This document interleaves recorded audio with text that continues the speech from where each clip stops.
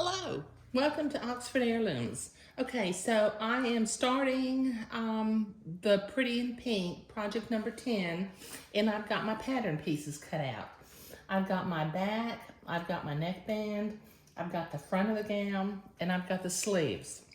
Now I need to transfer some pattern markings.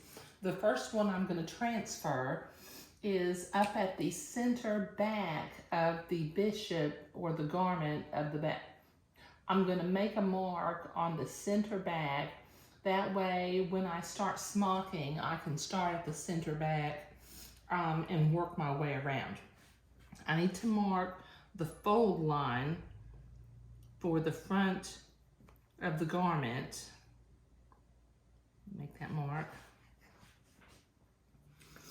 You'll notice I'm not using the paper pattern from out of the pattern package. As I recall, I mean, it's been a while since I've done this, the pattern was layered and I didn't want to cut it. So I traced it on this 1-inch grid tracing paper.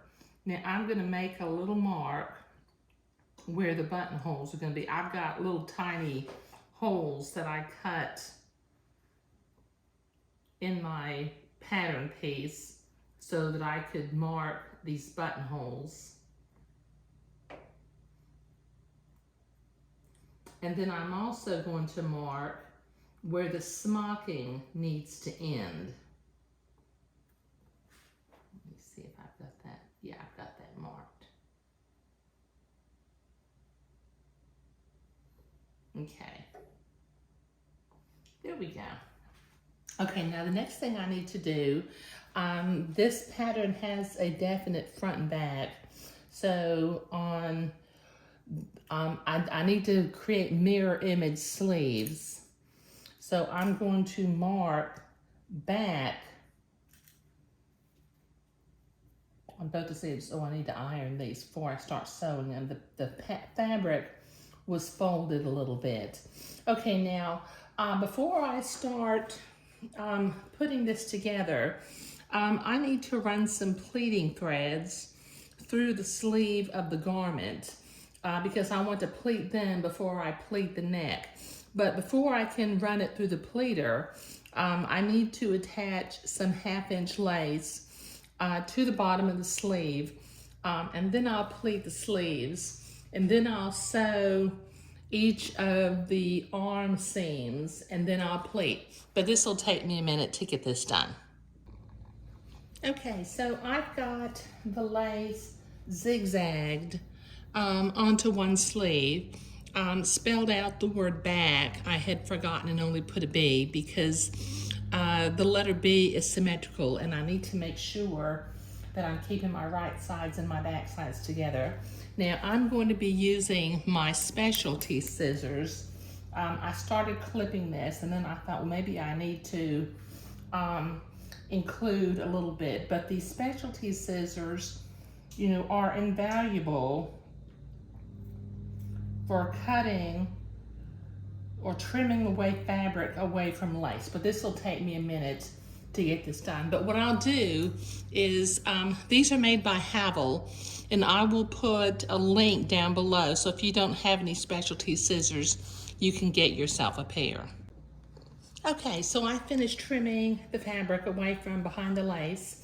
I've got my pleater set up with 4 pleating threads because I'm going to run each of the sleeves through the pleater and pleat up 4 threads on each sleeve. So this will take me a minute to do. Okay, I've got the first sleeve pleated. Now what I need to do is I made sure that my pleating threads were much longer than the width of the sleeve. And I'm going to flatten that sleeve out. And then I'm going to get a ruler and I'll mark 2 inches in from either side and remove the pleating threads to 2 inches from the edge. But let me pleat my other sleeve. Okay, so I've got both sleeves pleated. Now what I want to do, like I mentioned before, I'm going to measure with a ruler 2 inches in from the edge of each sleeve, and just make a mark. 2 inches on this side, make a mark, and then do the same for this one. Because if you see, my pleating threads are actually going to be in the way of the seam that I need to sew in a little bit. So I'm going to use my seam ripper and very carefully remove or just pull out some of the pleating threads to that 2-inch mark, but this will take me a minute to do. Okay, so I have my sleeves pleated and the pleating threads pulled out to 2 inches, so I'm going to set them aside for just a minute.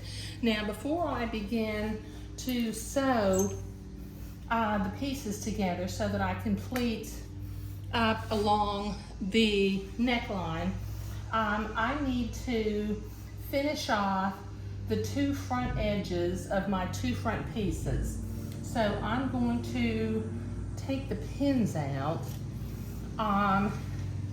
and then mark left and right, because what I'm also going to have to do is in between the buttonholes, I'm planning to put a little bit of hand embroidery, and this particular pattern has a little hand embroidery design in the pattern that I'm going to use.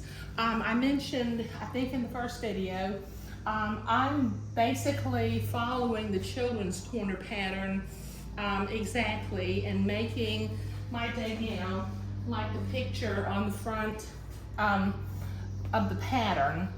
Okay, so I'm going to open these up and set them next to each other.